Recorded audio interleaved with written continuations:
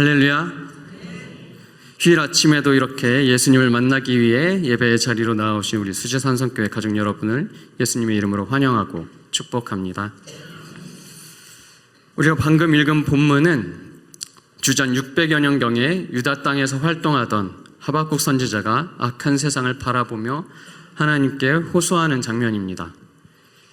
하박국 선지자가 활동할 당시 유다의 모습은 하나님의 선택받은 민족의 모습이라고는 찾아볼 수 없는 지경에 이른 상태였습니다. 유다 밖의 세상은 말할 것도 없었죠. 이 당시에는 이제 막 유다가 아수르의 압제로부터 벗어난 때였습니다. 바벨론 왕 나보폴라살이 득세하면서 아수르를 멸망시킨 직후였죠. 유다에서는 하나님 앞에 신실하게 종교개혁을 주도했던 요시야 왕이 이집트 왕 느고와 무깃도에서 싸우다 죽은 후였습니다. 이때 유다는 잠시 이집트의 통제 아래에 놓이게 돼요. 이집트 왕 느고는 유다 사람들이 죽은 요시야 왕 대신 왕으로 세운 그의 아들 여호아스를 폐위시키고 요시야 왕의 다른 아들 엘리야김을 대신 유다의 왕으로 세웁니다. 이름도 여호야김으로 바꿔버리죠.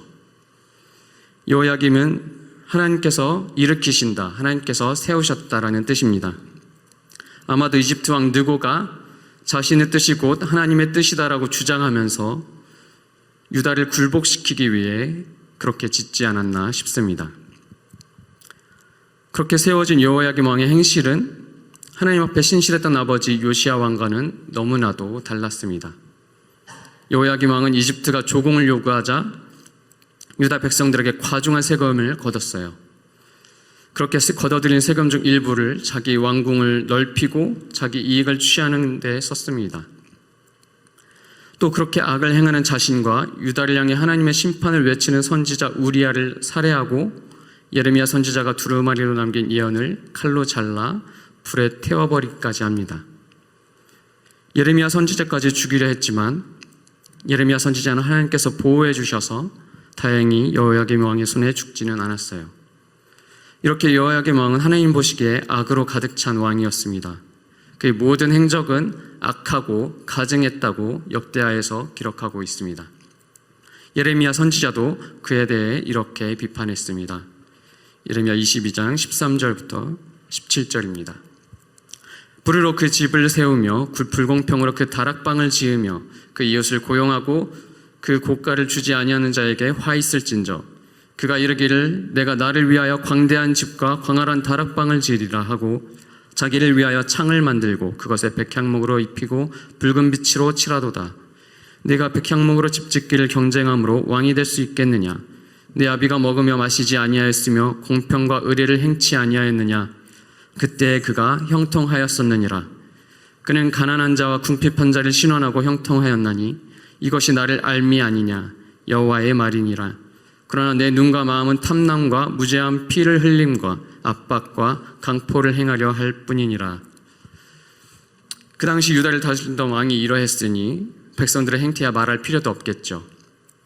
이렇게 율법이 무시되어 공의는 사라지고 불의와 악행이 넘쳐나는 세상을 보면서 하박국 선지자는 하나님께 부르짖고 구원을 나타내 주시기를 바랬습니다. 하박국서는 그렇게 악한 세상을 하나님께서 침묵하시듯 왜 가만히 두시는가에 대한 의문과 해답을 담고 있는 책입니다.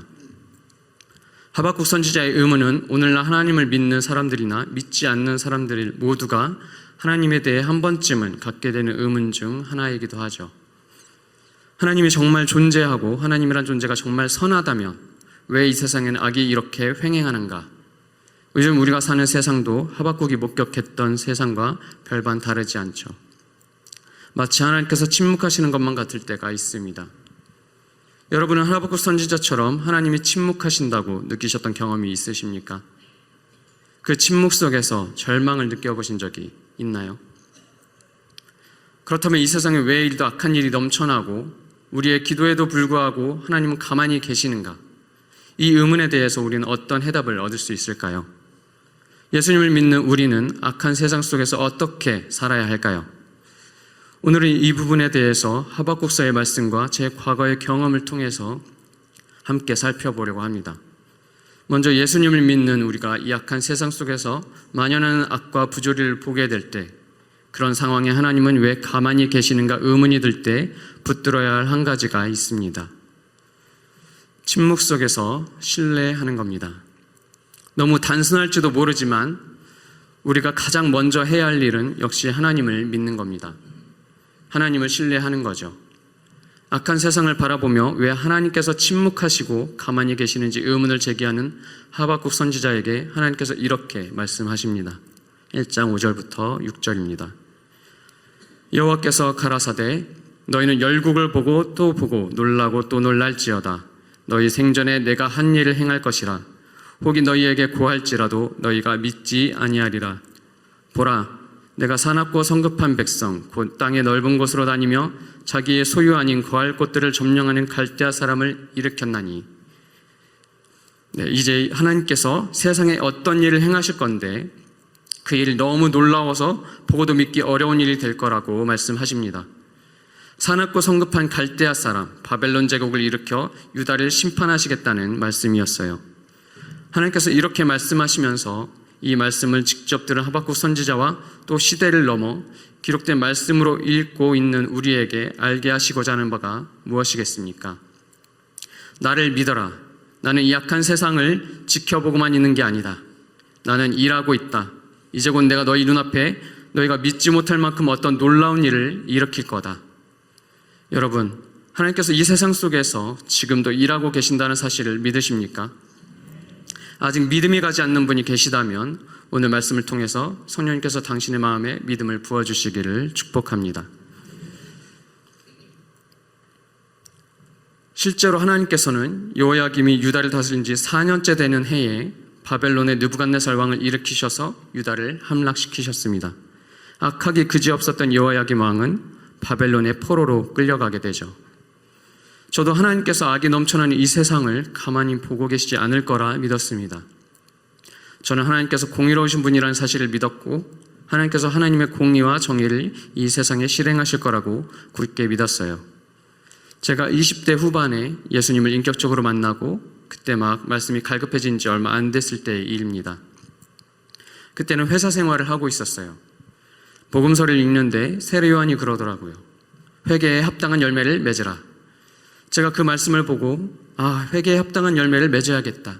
말씀을 머리에만 담고 사는 게 아니라 말씀대로 살아내는 삶을 살아야겠다. 그러면서 또 말씀을 읽는데 선지서들을 읽다 보면 오늘 하박국 선지자처럼 당시 세상에 만연했던 부패와 불의에 대해 신랄하게 비판하면서 하나님의 심판이 있기 전에 그런 삶에서 돌이키고 공의를 행하라고 촉구하더라고요.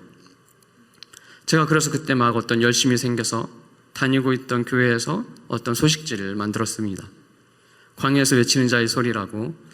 그 소식지에 성도로서 어떻게 살아야 할지 고민하고 실천할 수 있는 항목들을 담아서 교회에 배포하고 또 그때도 차별금지법에 대한 움직임이 있었거든요. 그래서 그때 반대 집회도 월차내고 참석하고 그렇게 열심히 어떤 삶의 실천들을 해나갔었죠. 그러다가 계시록을 읽는데 계시록에서 성도들에게 박해가 있을 거고 그걸 견뎌낸 사람만이 구원을 받을 수 있을 거라고 하잖아요. 저는 그게 너무 무서웠고 그런 일이 닥치면 감당할 수 없을 것 같더라고요. 그런데 좀 더 생각을 해보니까 그런 삶을 이미 살고 있는 사람들이 있는 거예요. 북한의 성도들, 군부 정권의 끔찍한 핍박 아래에서 처절하게 믿음을 지키며 살고 있는 분들, 그분들이 제게는 정말 대단해 보였고 한편으로는 그분들이 처한 현실이 너무 마음 아팠습니다. 선지자들은 우리 보고 그렇게 압제받는 자들을 대변하고 하나님의 공의를 이 땅에서 실행하면서 살라고 하는데 그럼 나는 고통받는 북한의 성도들을 위해서 뭘 할 수 있을까 고민하게 되더라고요. 바울 사도도 너희 몸이 있은즉 갇힌 자를 생각하라고 하잖아요. 제가 그렇게 고민하고 실천하려고 했던 이유는 하나님을 믿었기 때문이죠. 성경 말씀 속에 선지자들이 그렇게 외쳤던 공의의 하나님이 지금도 이 세상 속에 일하실 것이다. 그런 믿음이 말씀을 읽으면서 제 안에 생기기 시작했던 거예요. 이렇게 하나님이 일하실 것을 믿는 믿음은 굉장히 중요합니다. 그 믿음을 통해서 악이 만연한 세상을 보며 좌절하거나 낙담하지 않을 수 있는 힘을 얻고 또 반드시 역사하실 하나님을 신뢰하면서 하나님 백성으로 나는 이 땅에서 어떻게 살아야 할지 고민하고 움직이게 되니까요. 그렇기 때문에 하나님께서도 하박국 선지자에게 이렇게 말씀하셨습니다. 2장 4절입니다. 함께 읽어볼까요? 의인은 그 믿음으로 말미암아 살리라. 아멘. 이 말씀처럼 하나님을 믿고 신뢰하며 사는 사람은 악한 세상을 바라보며 가만히 있지 않습니다. 하나님이 이 세상 가운데 일하시리라 믿으며 절망하지 않고 반드시 움직이게 되어 있습니다. 어떻게 움직일까요? 침묵 속에서 신뢰하고 기도하는 겁니다. 하나님을 믿으며 살아가는 사람은 하나님께서 일하실 것을 신뢰하면서 하나님께 기도하게 됩니다. 하박국 선지자는 하나님께 이 세상의 악함과 폐역함을 바라보며 하나님께서 왜 가만히 계시는지 부르짖었습니다. 그러자 하나님께서 하박국 선지자에게 응답하시죠. 너희가 믿지 못할 만큼 놀라운 일을 행할 것이다. 사납고 성급한 갈대아 사람을 일으켜서 사용하겠다 말씀하시죠. 하박국 선지자는 하나님께서 악이 가득한 유다를 심판하시는데 왜 그보다도 더 악한 갈대아 사람을 사용하시는지 의문을 품습니다. 그렇게 생긴 의문을 다시 하나님께 들고 가서 기도해요. 1장 12절부터 14절입니다. 선지자가 가로되 여호와 나의 하나님 나의 거룩한 자시여 주께서는 만세 전부터 계시지 아니하시니까 우리가 사망에 이르지 아니하리이다. 여호와여 주께서 심판하시기 위하여 그를 두셨나이다. 반석이시여 주께서 경계하기 위하여 그를 세우셨나이다. 주께서는 눈이 정결하심으로 악을 참아보지 못하시며 폐역을 참아보지 못하시거늘 어찌하여 괴열한 자들을 방관하시며 악인이 자기보다 의로운 사람을 삼키되 잠잠하시나이까. 주께서 어찌하여 사람으로 바다에 어족 같게 하시며 주권자 없는 곤충 같게 하시나이까. 이렇게 하나님이 공의로운 분이시며 이 세상에서 그 공의를 위해 일하실 거라는 믿음을 가진 사람은 하나님을 신뢰하면서 계속 기도합니다. 하박국은 불의가 넘쳐나는 세상 속에 하나님께서 왜 가만히 계시는지 절망하며 의문이 생겼을 때부터 계속해서 하나님께 기도했습니다. 부르짖었어요. 비록 그 기도의 응답으로 하나님께서 하박국이 이해할 수 없는 방법으로 일하시리라는 사실을 알게 되었다 해도 말이죠. 제가 말씀을 읽으면서 공의의 하나님이 일하실 거라는 믿음을 갖게 되고 북한의 실상을 보면서 나는 성도로서 어떻게 하면 좋을지 고민하게 됐다고 말씀드렸죠. 그렇게 고민을 하면서 자연스럽게 북한을 놓고 기도해야겠다는 생각이 들었습니다. 그때 당시 제가 다니고 있던 회사가 서초동에 있는 빌라 2층에 사무실을 두고 있었어요. 저는 회사 대표님의 배려로 사무실에 남은 방에서 생활하고 있었습니다. 빌라니까 방들이 있잖아요. 그 한 방에서 저는 자취하면서 생활을 했습니다. 그 빌라에는 또 집집마다 지하실이 하나씩 딸려 있었거든요. 아무 방해도 받지 않고 조용히 기도할 수 있는 곳은 어디가 있을까 생각하다가 회사 지하실이 생각이 났어요. 그때부터 점심때마다 회사 지하실에 내려가서 무릎 꿇고 기도하기 시작했습니다. 처음에는 북한 정권을 주님의 강한 손으로 무너뜨리고 북한 성도들에게 자유를 주시라고 기도했어요. 그렇게 기도하다 보니까 이런 마음을 주시더라고요. 그 북한의 정권을 유지하고 있는 군부의 군인들, 북한의 성도들을 잔인하게 핍박하는 그 사람들도 결국 하나님께 돌아와야 하는 불쌍한 영혼이구나. 이런 생각을 통해서 그 악한 북한의 군부도 구원하면서 북한 정권도 무너뜨릴 수 있는 기도를 할 수 있도록 성령님이 지혜롭게 기도를 바꿔주신 것 같아요. 그때부터는 이렇게 기도했습니다.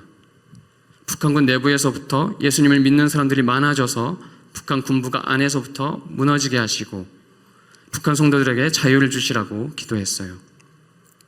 북한을 위해 늘 그렇게 기도하면서 회사 생활을 계속하면서 지냈습니다. 그러다가 2013년 5월에 라오스를 통해 탈북을 시도하던 9명의 북한 청소년들이 중국으로 추방돼서 북송될 위기에 처했다는 소식을 접하게 됐어요. 그 소식을 듣고 또 간절히 기도했습니다. 아이들을 지켜주시라고, 살려주시라고 간절히 기도했어요. 어떤 목사님이 운영하시는 북한 사역단체에서도 그 아이들 안전을 위해 서울 청계천에서 촛불 문화제를 한다는 소식을 듣고 기도만 하고 있을 게 아니라 행동으로 옮겨야겠다 싶어서 청계천에 직접 가서 참여도 했습니다. 그때 사진이 있는데 잠깐 보실까요? 네, 사진이 조그만데 이거 키 빼주실 수 있나요? 제 모습이 보이는데 사진에. 청계천에 이렇게 나가서 촛불 집회를 했어요. 저기 빨간 동그라미 안에 있는 사람이 접니다. 네, 30대 초반에 짧은 머리를 하고 있는 파릇파릇한 백종혁 목사예요. 네, 이렇게 열심히 기도하면서 행동으로 옮기고 했는데 결과는 어떻게 됐을까요? 결국 아이들은 모두 북송되고 말았습니다. 저는 그때 당시 이 일로 굉장히 마음이 힘들었어요. 그 전에도 북한에 하나님의 말씀을 전하겠다고 북한에 들어갔던 선교사님이 폭행과 고문을 당한 채 비참한 모습으로 풀려나거나 아니면 억류된 채 소식을 알 수 없게 된 경우들을 접했었고, 그런 일들을 위해서도 공의의 하나님을 믿고 기도해 왔는데 아이들이 북송되는 결과까지 보니까 제 안에 믿음이 무너지더라고요. 공의의 하나님이 일하신다는 믿음이 허물어졌습니다. 그 외에도 당시 개인적으로 힘든 일까지 겹쳐서 결국 믿음과 기도에 있어서 회의감을 느끼게 됐습니다. 아니, 하나님, 저들이 뭐 대단한 거 바랬습니까? 부자가 되게 해달라고 했습니까? 유명하게 해달라고 했습니까? 그저 살고 싶어서 살려만 달라고 한 거 아닙니까? 근데 이게 뭐예요? 말씀 따라서 억압받는 사람들, 북한 사람들을 위해서 기도도 하고 행동도 했는데 왜 이런 결과를 주십니까? 저는 당시 사랑의 하나님보다 공의의 하나님을 더 크게 느끼고 있었어요. 사랑의 하나님과 공의의 하나님을 모두 만나고 균형이 잡혀 있어야 했는데 그러지 못했죠. 그러다 보니까 제가 생각하는 그리스도인의 기준은 굉장히 높았고 그 기준의 삶에 제가 부합하지 못한다고 생각했습니다. 이런 일로 낙심하고 무너지고 또 이 땅에서 하나님의 공의를 온전히 믿음으로 행하며 살아낼 수 없는 저 같은 사람은 그리스도인으로서 합당하지 않다는 생각이 막 들기 시작했어요. 결국엔 하나님과 저 스스로에 대한 실망으로 하나님, 저 더는 못 믿겠습니다. 저는 그리스도인 못할 것 같아요. 고백하고는 교회를 떠났습니다. 아무에게도 얘기하지 않고 조용히 발길을 끊었어요. 제 열심으로 자기 의를 세우다 무너져 내린 거죠. 굉장히 어리고 연약한 믿음이었던 것 같아요. 그렇게 1년 정도를 예배도 드리지 않고 교회도 가지 않고 집과 회사만 다니면서 지냈어요. 그런데 아무리 그래도 하나님이 계시다는 건 부정이 안 되더라고요. 겨우겨우 다시 교회를 찾아서 교회 생활을 하게 됐지만 제 내면은 침체되어 있었습니다. 하나님은 내 기도에 응답하지 않으신다는 불신이 제 안을 꽉 채우고 있었어요. 저는 좀처럼 신앙은 성장을 하지 못하고 어둡고 힘없고 부정적인 사람이 되어가고 있었습니다. 그렇게 4년 정도를 지내다가 2018년에 용인으로 이사를 왔습니다. 용인으로 이사 와서 신앙생활할 교회를 찾다가 친구 소개로 한 교회를 다니게 됐어요. 얼마 지나지 않아 교회 소그룹 리더의 권유로 교회에서 하는 선교학교에 거의 반강제로 등록을 하고 강의를 듣게 됐습니다. 선교가 어떤 건지 기초 개념부터 각 선교 분야를 알 수 있게 해주는 과정이었어요. 그 중에 북한 선교에 대한 강의가 있었습니다. 그날 강사로 탈북 출신 목사님이 오셨거든요. 김북한이란 가명으로 활동하시는 분이었는데 그분이 그 삭막한 북한에서 하나님이 어떻게 일해 오셨고 또 어떻게 일하고 계신지를 알려주시는 내용이었어요. 그 목사님이 강의를 시작하시는데 이렇게 말씀하시는 거예요. 다른 교회에서 동일한 강의를 하신 영상을 찾아서 한번 영상을 준비해봤습니다. 잠깐 함께 보실까요? 저는 북한에서 왔습니다. 한국에 와서 놀랬던 것 한 가지가요. 남한교회가 북한을 위해서 너무 많은 기도를 했다는 걸 알고 놀랬습니다. 왜냐, 그것 때문에 북한에서 얼마나 놀라운 하나님의 역사가 일어나는지를 저는 알기 때문에 그래요. 그런데 그 다음 또 놀랬던 건 뭐냐면 정작 남한교회 많은 성도님들이 북한을 위해서 많은 기도를 했는데 그 자기 자신들이 했던 그 기도 때문에 북한에서 무슨 일이 일어났는지를 아무도 모른다는 거예요. 그래서 제가 그걸 전하기 시작했습니다. 여러분들이 했던 기도 때문에 그 기도를 들으시고 하나님이 북한에서 얼마나 놀라운 역사를 행하셨고 지금도 행하고 계시는지 오늘 이 시간 그걸 우리가 같이 보는 시간 됐으면 좋겠습니다. 네, 그리고 쭉 강의를 들었습니다. 목사님이 하나님께서 북한에 이렇게 일하셨다. 이런 일이 일어나고 있다. 그런 얘기들을 들려주시다가 목사님 또 어떤 얘기를 해주셨거든요. 정말 오래돼서 그 내용이 정확히 다 기억나지는 않지만 대강 목사님이 어떤 선교사님께 놀라운 얘기를 들었다는 거예요. 그 선교사님이 어떤 북한군 간부를 사역을 위해서 뇌물을 주려고 만나서 대화를 하시다가 그 간부가 선교사님의 가방 틈새로 보이는 성경을 탐내면서 너 다음에 넘어올 때는 그 성경은 내 거다. 이런 식으로 얘기를 했다는 거예요. 그 선교사님이 깜짝 놀라서 이런 데서 대놓고 그런 얘기를 해도 되느냐 물었더니 그 간부가 당당하게 여기서 예수 안 믿는 놈 있으면 나와보라 그래. 그렇게 얘기를 하다면서 북한군 내부에서도 이미 예수를 믿는 사람들이 생기기 시작했다. 그런 얘기였거든요. 그 얘기를 듣는 순간 제 안을 꽉 막고 있던 불신이 눅눅듯 사라졌습니다. 하나님이 내가 오래전에 지하실에서 드렸던 기도를 다 듣고 계셨구나. 그 기도를 듣고 일하고 계셨구나. 정작 기도했던 나는 잊어버리고 있었는데 하나님은 잊지 않으셨구나. 예전에 회사 지하실에서 북한을 위해 금식하면서 드렸던 기도, 북한군 내부에서부터 예수님 믿는 사람들이 많아져서 군부가 안에서부터 무너지게 해달라고 했던 기도의 응답을 5년이 넘어서 전혀 생각지도 못한 곳에서 듣게 된 거예요. 강의를 듣다가 그 자리에서 펑펑 울었습니다. 하박국 선지자처럼 이 세상의 불의와 악행 앞에 하박국 선지자가 살고 있던 유다 땅처럼 악하고 성도들을 박해하는 북한 땅에 하나님께서 일해 주시기를 부르짖어도 하나님이 응답하시지 않으신다고 좌절하고 절망했던 제게 하나님이 응답해 주시는 순간이었거든요. 그때부터 저의 믿음도 회복되기 시작했어요. 그렇게 하나님은 저를 회복시켜 주시고 지금 이 자리까지 인도해 주셨습니다. 지금 생각해보면 그 기도는 제 머릿속에서 나올 수 없는 기도였는데 성령님이 그렇게 기도할 수 있도록 생각을 넣어주시고 저처럼 찾고 무능한 사람이 하나님께서 하시는 일에 동참할 수 있는 특권을 누리게 해주신 기도였다고 믿습니다. 지난주에 아내가 북한에 2년 동안 억류됐었던 케네스 배 선교사님이라는 분이 새롭게 하셔서 방송에서 간증하시는 영상을 보여줬어요. 같이 보는데 그 선교사님을 통해서도 북한군 안에서 예수님을 궁금해하고 믿기 시작하는 사람들이 많아지고 있다는 걸 하나님 아버지께서 다시 한번 확인시켜 주시는 것 같더라고요. 그 영상도 준비했습니다. 잠시 같이 보시겠습니다. 제 주위에 교과서에 있는 분들, 외무성에 있는 분들, 여기 검찰에 있는 분들에서 몇십 명이 있는데 저는 그들이 저를 억압하고 착취하고 저를 감시하는 사람을밖에 못 봤기 때문에 매일매일 기도할 때 주님 저를 집에 보내주세요라고 기도했는데 제 기도가 바뀌니까 저를 사용해달라는 기도를 바뀌니까 주님께서 이들이 내가 찾고 있는 잃어버린 어린 양들이라고 말씀하시면서 너는 이곳에 죄수로 와 있는 것이 아니라 나의 아들로 와 있다고 말씀하시면 그래서 너는 이들에게 목자가 되어가고 이들에게 내가 보낸 선교사인 것을 네가 알지어다. 그래서 제가 주님 제가 이거 어떻게 합니까? 이 교화서인데 잘해주는 사람만 있는 건 아니죠. 어떤 사람들은 욕하는 사람, 옥박지르는 사람, 벼라볼 사람들이 왜냐하면 제가 공화국을 그야말로 어떻게 해보려고 왔다는 사람으로 이제 보니까 간수들이 이 사람들이 저보고 CIA 아니냐 이런 얘기도 듣고 벼라볼 얘기를 들으면서 정말 못 살게 부르신 분들도 있었거든요. 그런데 하나님 저희가 어떻게 합니까?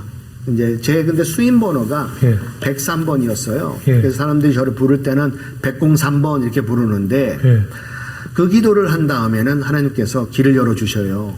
그래서 한 사람씩 이제 찾아와갖고는 수임 번호를 부르는 것이 아니라 목사님 얘기 좀 하자요. 그러면서 자기 가정 얘기 가정 얘기 하다 보니까 제가 가정 상담 부부 상담 예비부부 상담까지 하고 있는 거예요. 글쎄 결혼을 해야겠는데 어떻게 할지 모르겠고 이렇게 하다 보니까 친해졌네요. 그래서 그들의 목자가 되어가고 그들의 친구가 되어 가더라고요. 그래서 거기 교화서에 있는 이제 간수가 저한테 이렇게 물었습니다. 그래서 목사님처럼 하나님 믿으면은 좀 생기는 게 있습니까? 아이고 생기는 게 있으니까 믿지 그냥 믿겠습니까? 그래서 제가 하나님께서 이렇게 역사하시고 이렇게 채워주시고 이렇게 주셨다고 하니까 너무 부럽다고 자기들은 자력갱생하라고 하면서 주는 것도 없는데 기도만 하면은 척척 주시니까 부럽습니다. 그러더라고요. 예. 또 다른 한 분은 목사님처럼 하나님 믿으면은 교회에다가 뭘 갖다 바쳐야 됩니까? 그러니까 한 사람은 이제 혜택을 묻고 한 사람은 대가를 이제 묻는데 제가 그랬어요. 물론 11조 감사헌금 성경도 있지만 그거보다 더 중요한 것은 선생님 자신이 하나님 앞에 드려야 됩니다. 하고 이제 얘기를 했습니다.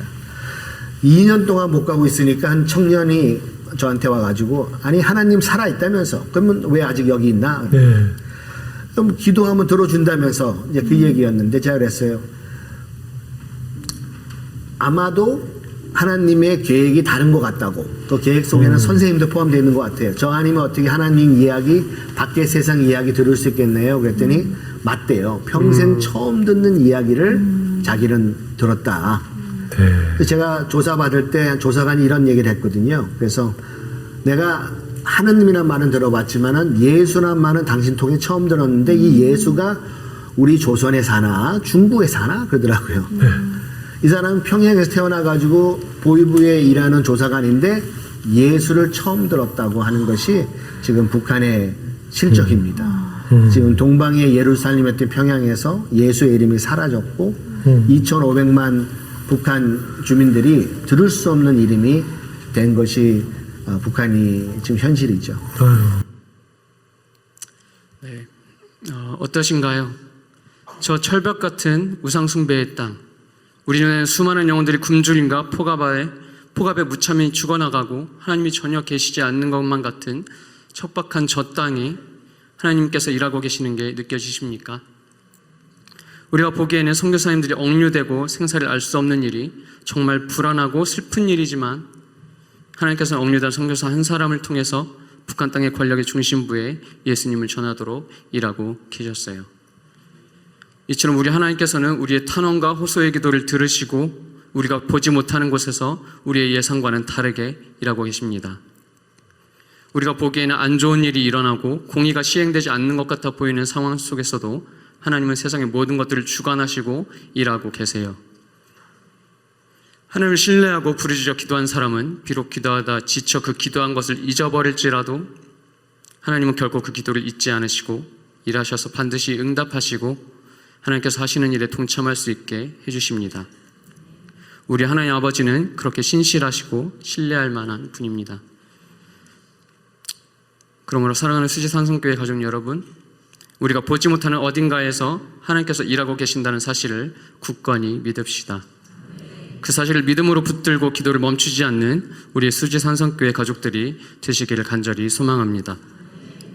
이렇게 악하고 불의한 세상 어딘가에서 일하고 계신 하나님을 신뢰하는 사람은 반드시 그 믿음의 기도로 반응하며 움직입니다. 그렇게 믿음으로 기도하는 사람은 세상을 보며 절망하지 않아요. 절망하지 않고 행동하게 됩니다. 어떻게 행동할까요? 침묵 속에서 신뢰하고 기도하고 기대합니다. 믿음으로 기대하는 사람은 하나님이 어떻게 일하실지 기대하게 됩니다. 악한 세상 속에 일하고 계시는 하나님을 신뢰하며 기도하는 사람은 자신의 기도를 하나님이 들으신다는 사실을 믿고 기다릴 수 있게 돼요. 2장 1절부터 3절입니다. 내가 내 파수하는 것에 서며 성루에 서리라. 그가 내게 무엇이라 말씀하실는지 기다리고 바라보며 나의 질문에 대하여 어떻게 대답하실는지 보리라. 그리하였더니 하박국 선지자는 하나님께서 악이 가득한 유다를 심판하시는데 유다보다도 더 악한 바벨론 제국을 사용하실 거란 말씀을 이해할 수 없었습니다. 이해할 수 없을 뿐만 아니라 정당하지 못하다고 생각했죠. 그래서 하박국 선지자는 하나님께 바벨론을 유다를 징계하는 도구로 쓰시는 것이 합당하신지 따져 묻습니다. 그렇게 따져 묻고서 하나님의 응답을 기다리죠. 기다리는 하박국 선지자에게 하나님께서 곧 응답하십니다. 2장 2절부터 3절입니다. 여호와께서 내게 대답하여 가라사대 너는 이 묵시를 기록하여 판에 명백히 새기되 달려가면서도 읽을 수 있게 하라. 이 묵시는 정한 때가 있나니 그 종말이 속히 이르겠고 결코 거짓되지 아니하리라. 비록 더딜지라도 기다리라. 지체되지 않고 정령 응하리라. 아멘. 하나님께서 하박국의 기도에 응답하셔서 앞으로 어떤 일을 하실지 말씀해 주시죠. 그 일이 이루어질 때가 이미 정해져 있고 반드시 이루어질 것이다. 그러니 그 일이 이루어지는데 늦어지는 것 같아도 너는 기다려라. 반드시 이루어질 것이다. 하나님께서는 계획하신 일을 알려주시고 그 일이 이루어질 것을 기다리라고 말씀해 주십니다. 그 일은 어떤 일이었죠? 하나님께서 악으로 물든 유다 땅을 악한 바벨론 제국을 들어 심판하시겠지만 바벨론 제국도 죄가 많아 어느 시점이 되면 하나님께서 반드시 심판하실 거라는 거였죠. 이 하나님의 계획, 하나님께서 하실 일을 알게 된 하박국 선지자는 어떻게 반응할까요? 3장 16절입니다. 15절부터 16절입니다. 주께서는 말을 타시고 바다를 짓밟으시고 물을 크게 휘저으십니다. 그 소리를 듣고 내 뱃속이 뒤틀립니다. 그 소리에 내 입술이 떨립니다. 내 뼈가 썩어 들어가고 내 다리가 후들거립니다. 그러나 나는 우리를 침략하려고 오는 백성들에게 닥칠 재앙의 날을 조용히 기다릴 것입니다. 하박국 선지자는 두려움을 느꼈어요. 하나님의 세상을 심판으로 임하시는 모습을 보며 창자와 입술이 떨리고 뼈가 썩어 들어가고 다리가 후들거려 두렵다고 고백합니다. 그 두려움 속에서 하박국 선지자는 곧 유다를 침략하게 될 바벨론이 하나님의 심판을 받을 날을 조용히 기다리겠다고 고백해요. 온 세상을 주관하고 계신 하나님이 일하실 것을 믿고 하나님께 모든 것을 맡길 수 있게 된 거예요. 이렇게 세상이 아무리 악하고 불의하다 하더라도 온 세상을 주관하시며 일하고 계시는 하나님을 신뢰하며 기도하는 사람은 하나님과 하나님이 하실 일을 기다립니다. 기다릴 뿐만 아니라 기대하게 되죠. 이게 바로 하나님을 믿는 믿음으로 사는 사람이 살아가는 삶의 방식입니다. 우리가 이렇게 하나님이 침묵하시는 것만 같은 악한 세상 속에서 믿음으로 기도하고 기대하며 살아갈 때 어떤 일이 벌어질까요? 하박국 선지자는 이렇게 예언했습니다. 2장 12절부터 14절입니다. 한번 함께 읽어보실까요? 피로 읍을 건설하며 불의로 성을 건축하는 자에게 화 있을진저 민족이 불탈 것으로 수고하는 것과 열국이 헛된 일로 곤비하게 되는 것이 만군의 여호와께로서 말미암음이 아니냐. 대저 물이 바다를 덮음같이 여호와의 영광을 인정하는 것이 세상에 가득하리라. 아멘. 하박국 선지자는 악한 바벨론의 멸망처럼 온 세상이 이건 하나님이 하셨다라고 인정할 수밖에 없는 일이 일어날 날이 올 거라고 선포하고 있습니다. 우리나라로 치자면 수많은 세월 동안 국민들의 피를 흘리고 불의한 독재로 그 정권을 유지해온 저 북한의 권세가 무너지고 우리나라와 통일이 되는 것과도 같은 그런 일이죠. 김북한 목사님께서도 북한에서 하나님이 하신 일들에 대해 전해주시면서 남북 통일에 대해 이렇게 말씀하셨어요. 영상으로 준비했습니다. 한 가지 부탁할게요. 제가 2년 전만 해도 이 나라 분위기가 어땠냐면요. 당장 통일이 올 것처럼 그랬어요. 막 김정은 막 판문점에서 막 대통령들이 막 옆집처럼 만나지 이러니까 그때서 그랬어요. 통일 대통령들이 가져오는 건 아닙니다. 이 나라의 통일은요. 우리 이때 자료 봤죠. 누가 지금 준비하고 있죠? 이 나라의 통일은 하나님의 은혜로 선물로 올 거예요. 어떤 트럼프가 힘이 세서 김정은이 갑자기 해가닥 뒤집어져서 통일 절대로 안 와요. 이 나라 통일은요. 하나님이 선물로 주실 거예요. 안 믿는 사람이 봐도 이건 하나님이 준 거라고 믿을 수밖에 그렇게 올 겁니다. 이때까지 하나님이 하신 일이 있거든요. 자, 여러분들이 기도했기 때문에 일어났던 일이에요. 이제 우리가 어떻게 해야 됩니까? 기도해야 되겠죠. 이제 지쳤어요. 남한교회는 너무 아무리 기도해도 아무 일도 안 일어나는 것 같으니까. 아니요, 우리가 상상했던 일이 안 일어났을 뿐이에요. 그러나 하나님은 거기서 자신의 뜻을 철저하게 계획적으로 지금 진행해 나가고 계신다는 거예요. 실망할 필요 없습니다. 우리에게 소망이 있어요. 기도합시다. 우리가 기도하면서 손을 내밀어서 하나님 그 일에 손을 내밀고 우리 몸을 들이대면요, 그 북한 선교를 위해서 울고 기뻐하신 하나님하고 같이 동행할 수 있어요. 그런 하나님이, 그런 여러분들이 됐으면 좋겠습니다. 네, 사랑하는 수지산성교회 가족 여러분, 김북한 목사님 말씀하신 것처럼 우리 계속 기도합시다. 저 북한이 아무리 악하고 어둡고 포악과 불의가 가득해 보여도 그 안에서 하나님께서 일하고 계십니다. 그 신실하신 하나님을 믿고 기도하며 기다립시다. 하나님이 반드시 고통스럽게 갈라졌던 우리 민족을 다시 하나 되게 해주실 겁니다. 어떤 외교적인 방법도 군사적인 방법도 아니고 바로 하나님의 방법으로 온 세상에 하나님이 하셨다고 인정할 수밖에 없도록 그렇게 일하시고 홀로 영광을 받으실 날이 반드시 올 겁니다. 꼭 통일 같은 큰일이 아니어도 우리들의 삶에 크고 작은 불의와 악행이 덮쳐올 때도 그 안에서 우리의 마음이 괴롭고 힘들지라도 그 상황 속에서 침묵하시는 것